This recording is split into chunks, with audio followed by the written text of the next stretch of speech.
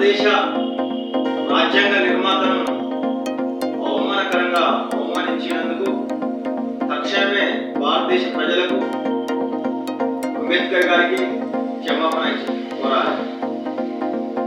ఆయన అవమానించిన విధానం ఏమంటే అగ్రవర్ణ కుల అహంకారం, మతత్వవాదంతో ఇండి అధికార బలంతో కండ కావడంతో ధనంతో మెడలు తిప్పని అహంకారంతో అవమానించిన విధానం దేశ ప్రజలు చూసినారు.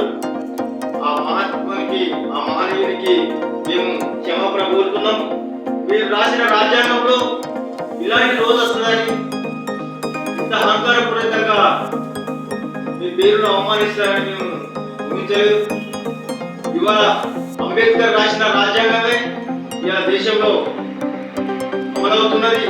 దాని పక్కన ప్రకారమే బీసీ బిడ్డ అయిన నరేంద్ర మోడీ కూడా 3 సార్లు ముఖ్యమంత్రి అయిన 3 సార్లు ప్రధాని గుర్తించగలే. ఇవాళ అంబేద్కర్ రాసిన రాజ్యాంగమే ఈ దేశానికి, ఈ ప్రపంచమే అంబేద్కర్ మెచ్చుకొని అనేక దేశాల్లో అంబేద్కర్ విగ్రహాన్ని, వారికి పట్టాలు ఇచ్చినారంటే గుర్తెరగాలి. ఈ విధంగా బీజేపీ అంబేద్కర్ అవమానించడం ఈ దేశంలో ఇది మొట్టమొదటిసారి కాదు, అనేక సార్లు అవమానిస్తున్నారు. తక్షణమే అమిత్ షా గారిని మంత్రిమండలి నుంచి తొలగించాలి. బేషరతుగా అంబేద్కర్ గారికి ఈ దేశ ప్రజలకు క్షమాపణ చెప్పేదానికి కాంగ్రెస్ పార్టీ వదిలిపెట్టదు. హిందూ మతం గురించి ఒకరు చెప్తే నేర్చుకోవాల్సిన పరిస్థితిలో మేము లేవు. వేల ఏళ్ల నుండి హిందూ మతంలో పుట్టి పెరిగి హిందూ దేవుల ఆరాధన కొరకు ఈ దేవుణ్ణి మా తలపై ఎత్తుకొని పూజిస్తాం.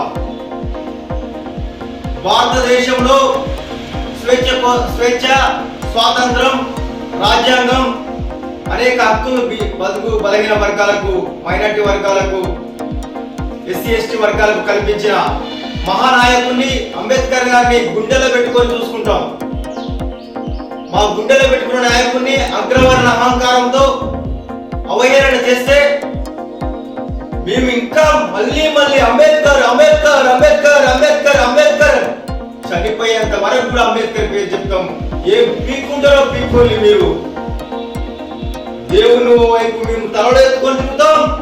మాకు స్వేచ్ఛ ఇచ్చినవా మా నాయకునికి మేము ఎల్లవేళ కృతజ్ఞై ఉంటాం. ఈ భారతదేశంలో ఈ భారత రాజ్యాంగం మీకు నచ్చకపోతే ఈ దేశాన్ని వదిలి వెళ్ళిపోయి ఇతర దేశాలలో బతకండి.